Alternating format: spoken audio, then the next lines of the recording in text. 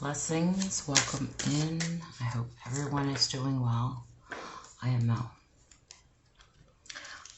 So I was guided to really step into this particular energy, and it's a little heavy. But the reason we're going to work through it is to resolve it, to bring more light and love into it.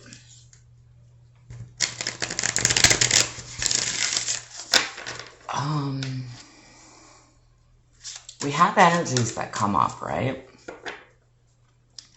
In our waking lives and situations, etc.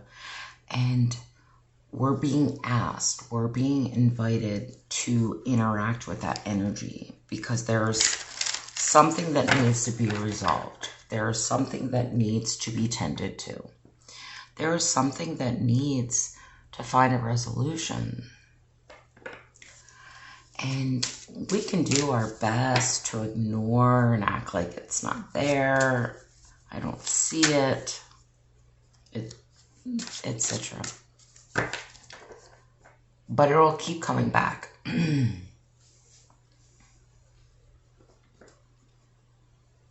Now, this is the interesting part of this conversation. Is this a interpersonal? Is this a individualized energy that I wish to discuss? Or is it collective? Everything is, let me say personal, individualized. Because individualization is part of the collective experience. So whatever you're going through within the collective experience, your contribution to creating a solution to transmute and transform that energy ultimately helps the collective, okay? So if we can share our experiences and how we're working with that energy, what we are doing, and what the revelations in which we come to ultimately will help the collective, whether they hear you on social media platforms as in this, or if you're just uploading your solution to the grids, okay? So every bit of what we are doing within our individual lives ultimately affects the collective. So I had this, the distaff weaving. What is the tool that you are utilizing to complete this resolution?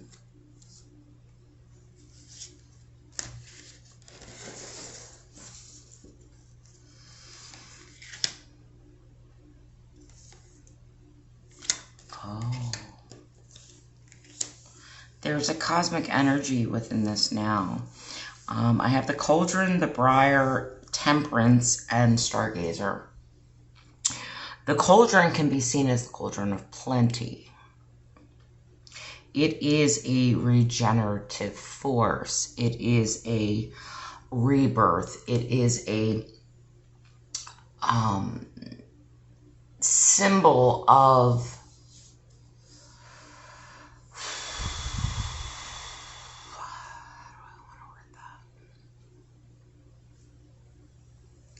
it is a symbol of quantum field. Anything is possible and anything can come from the cauldron. And it can be transformed. It can be transmuted. It can be rebirthed. It can be created. And it is never lacking. It is always fulfilling. The briar is the weaving of threads that hold needles, right? That hold thorns, that are seen as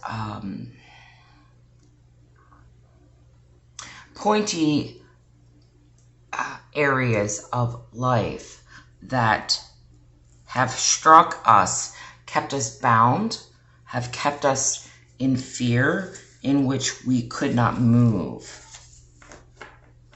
Bramble is an area that is very interwoven and tangled. Yet there is this moth butterfly in there. So there's an opportunity to transform the thorns, things that prickle us, the things that trigger us, the things that hurt us, the things that wound us, right?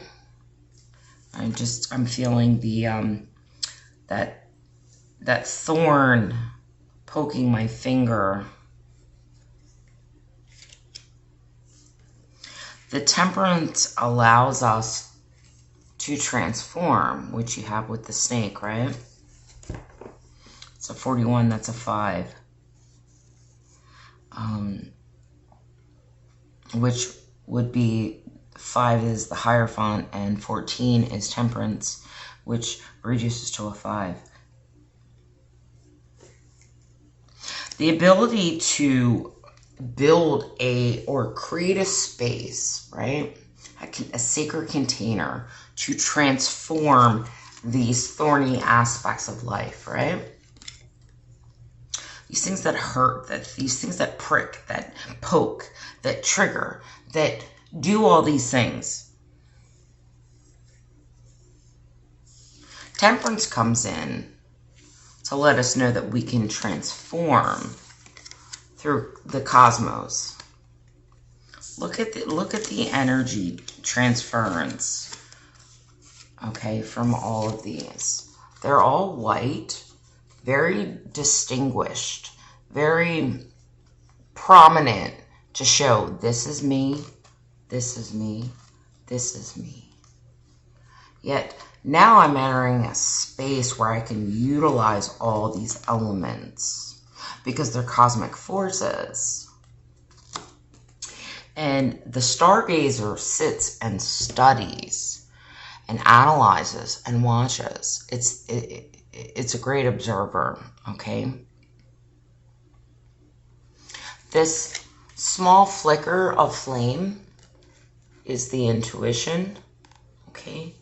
You see how it aligns with the moon? There's a subtle light.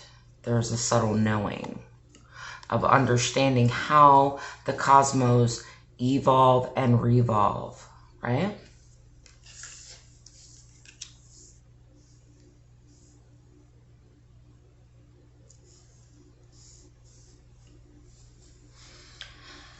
Eleven, 9, 5, and 7.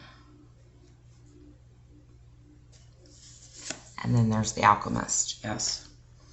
And then I was sensing this is an alchemical process, okay? Which is a 14, which is 15, which is temperance, right? It's taking all these elements that are unhearty, that don't feel good, that are prickly, that tend to burn and stab our skin, so to speak. And we're just going to throw it all in the cauldron of plenty. Because we want to create, we want to transform, we want to alchemize of the shedding of what no longer serves in order to turn it into cosmic energy. That's what the alchemist does. It's taking these bitter, low-based energies and transforming it into higher wisdom, higher knowledge, higher healing, universal life force, right?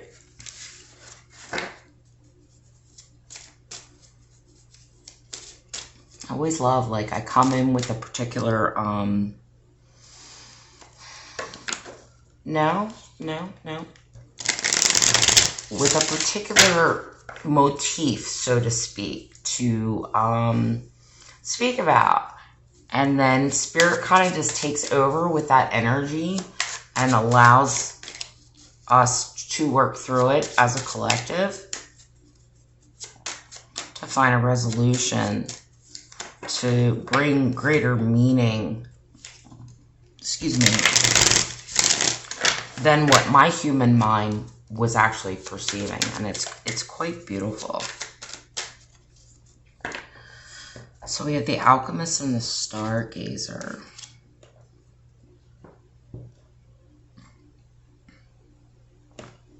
This could be seen as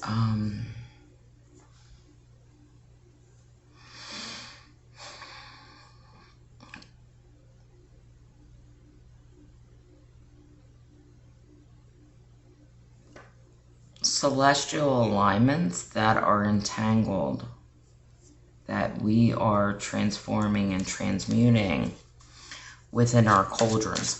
Cauldrons are used by many witches because it's a symbol of the ability to put everything in the pot, right? It's a science and the scientist and the experiment, okay? And they allow themselves to make the mixture, to what's the word? I'm sorry if I'm not saying this correctly. Amalgamation.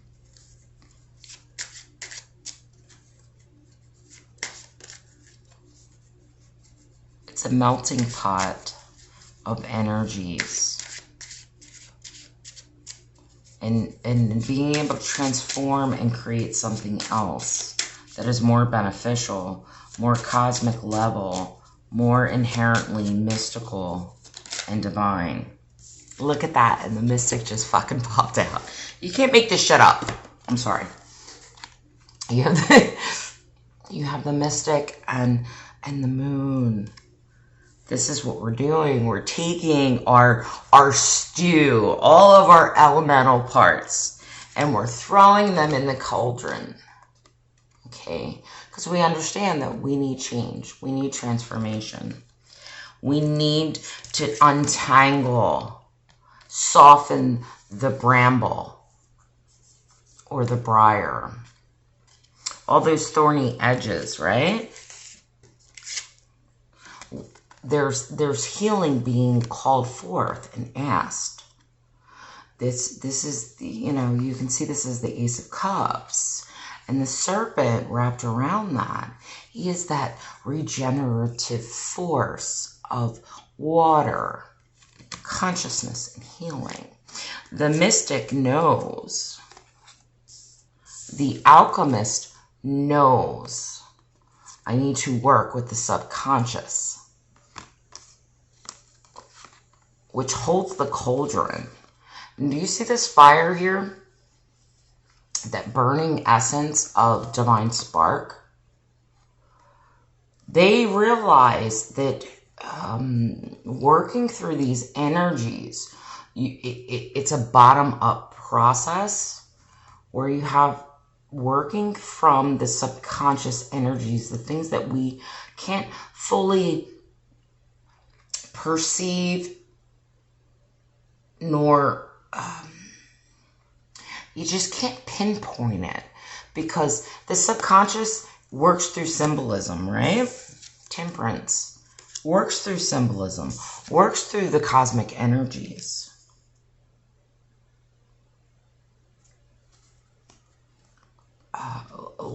Logic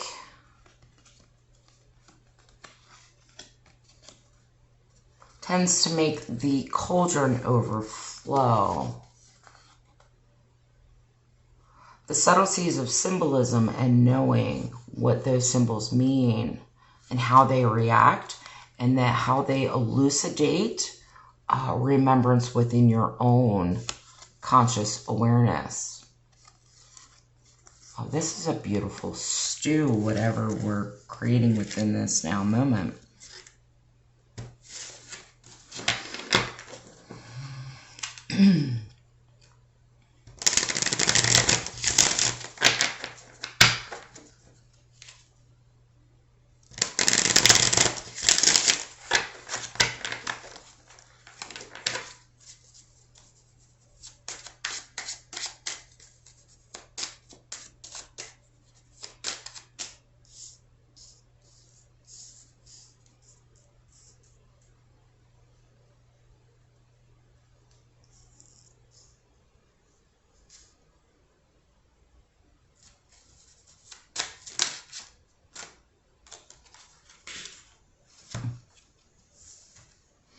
So we have the crossroads and the teeth. The crossroads and the teeth. This is my card for DNA. And this is my card for Hecate. She is the keeper of the crossroads. She is the one that stands in between realms. She is a guardian. She is a keeper. And she is one who guides through the moon, okay, in order to access this latent DNA. What is inherently in our bones and our blood. She's a sacred keeper of pathways, of realms. She has access to the sky, the earth, and the underworld. But the mysteries in which you are seeking, the DNA activations in which have been obscured, she's here to be a beneficiary of those travels, so that you can travel safely to bring forth the energies that you need, the remembrances, to add to your cauldron, to alchemize through your esoteric studies and mystical natures of the cosmos and all that is. Tempering, transforming, transmuting the pain and the hurt, the intertwining of your DNA structures.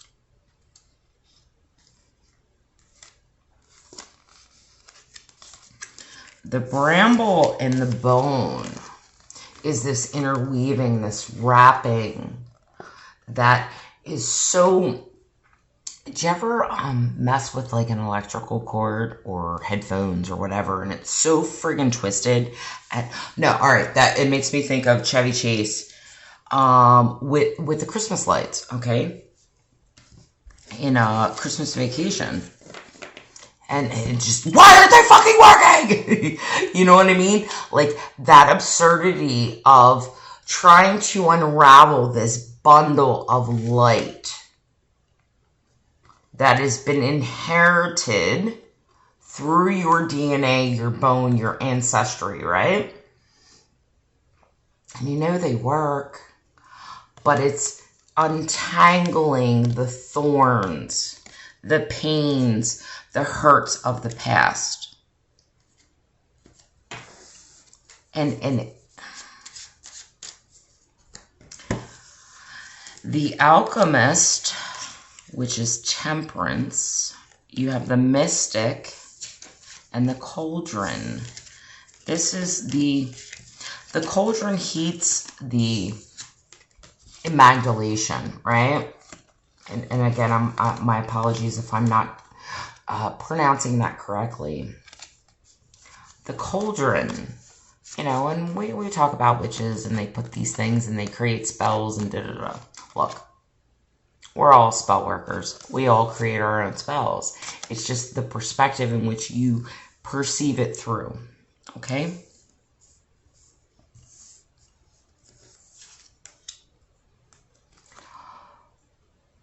The knowledge and information of teachings that were sacred, of this alchemicalization, the alchemists, okay? The processes that we work through from the subconscious realms, bringing them forward so that we can inherently navigate underworld, middle world, and sky or upper world, okay? The dissolution of illusion, rectifying and acknowledging, okay, I'm hearing the solace within the shedding and transformation of your waters, your emotions, your psyche, acknowledging the knowledge and information that you hold within your bones, within your blood, your DNA. Cosmic alchemy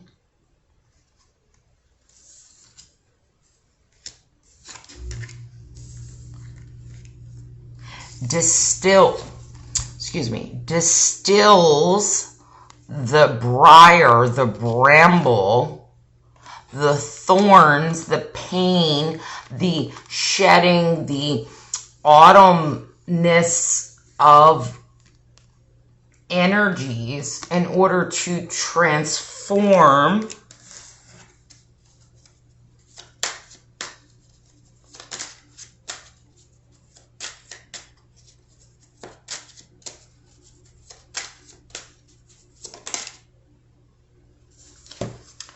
the memory that the briar, and I even though I see briar, I want to say bramble, because bramble is a twisting and turning. It's so interwoven, and it's painful if you've ever been in a bramble. The memory that we are disillusioning as being the alchemist of our life, being the cosmic mystic, and the guardian of the crossroads, recognizing we can travel these realms of higher, middle, and lower to find the information that we're looking for, to transform, transmute, alchemicalize our memories.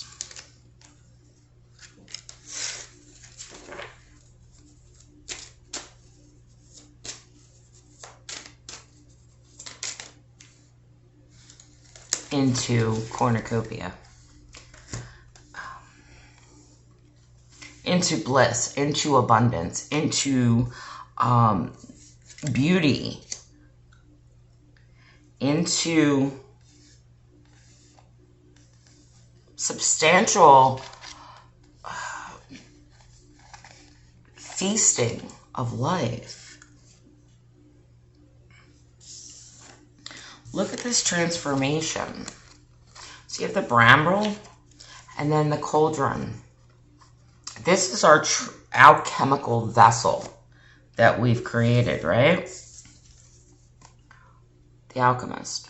We've created this alchemical vessel through our subconscious and our memory, recognition of DNA, our mystical experience and knowledge of cosmos, planetary astrology, etc., gives us the ability to step between worlds and work in between those worlds to temper, to balance, to recorrect, to harmonize, to synthesize into a cornucopia of abundance. The memory of said DNA offers that mysticism, that occult, that knowing, that knowledge through our subconscious awareness. But we have to be willing to walk the path to reach that state of awareness to access this DNA coding and memory. Okay? Sorry, I get excited. And there's your staff.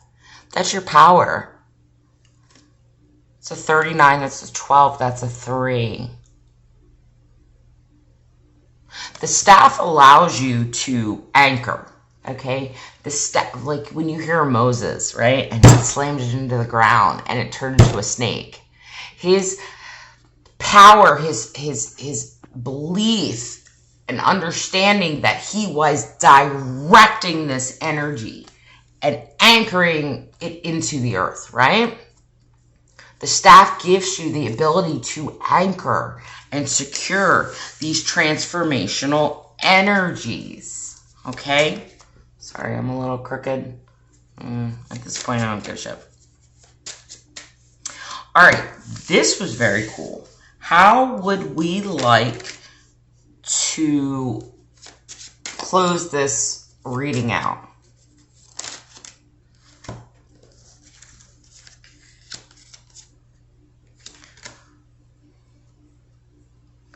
So we ended with a 12, and we have a 12 now. It's the artist, okay?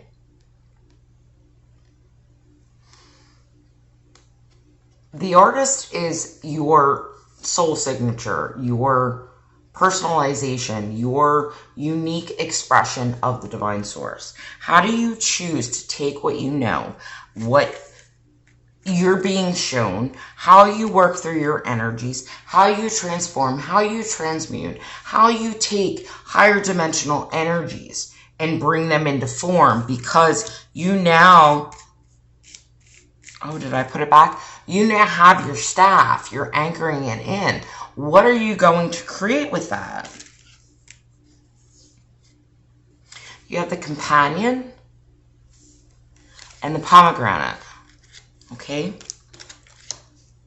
it's a 9 and a 6. Interesting.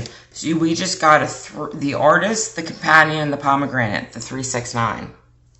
It's the keys to the universe. You now, by going through the subconscious realms and activating, understanding, recognizing, transmuting, and recalling your memory through DNA, you can create, because the universe is your companion. You have other access to other guides and companions. And the pomegranate holds this succulent nature of divine wisdom, which is very nurturing. But you can see the mysticism in the pomegranate and its seeds. When you see the mystic and the pomegranate, it reminds you of the high priestess. This is your intuition, your knowing. That your intuition is your companion through your artistry, through your creations. It's your imaginal realms. Oops, sorry.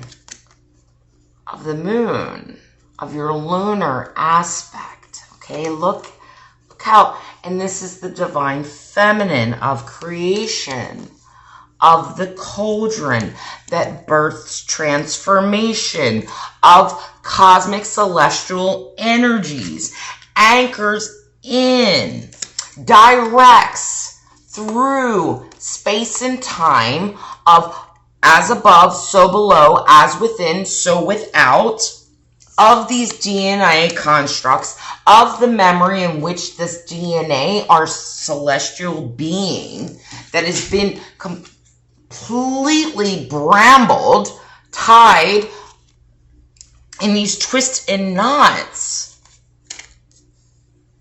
But your artistry, your creativity is what takes all of this, transforms, bubbles up, transmutes, and recreates a cornucopia of experience.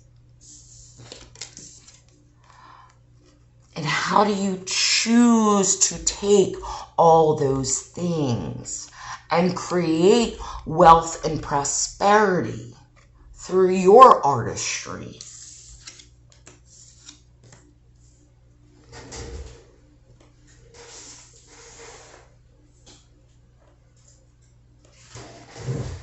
Through your alchemy.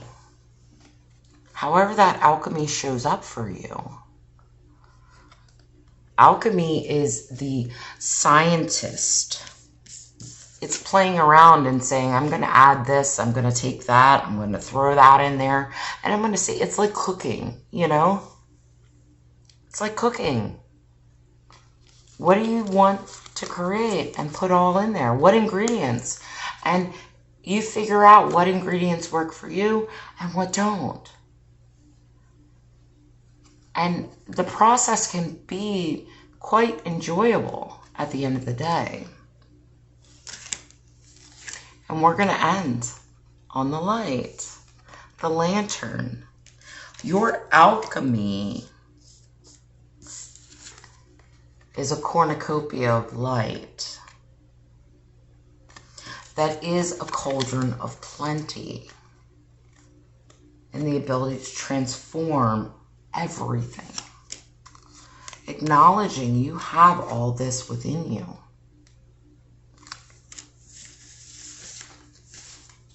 That's lovely. Thank you.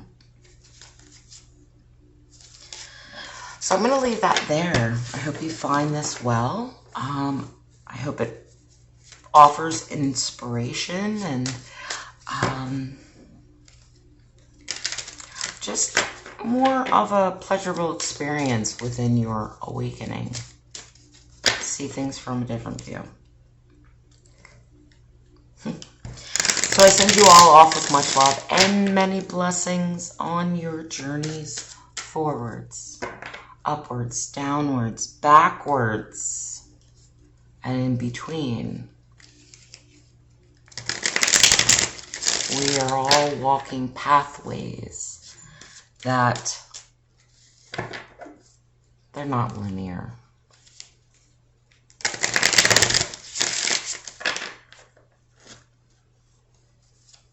And that allows for more creativity. We come up with more creative solutions.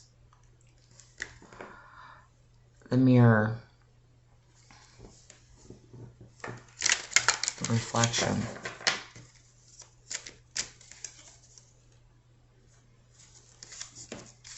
Of being unbound, of being just pure light, unbound by anything, unbound by this world, and allowing yourself to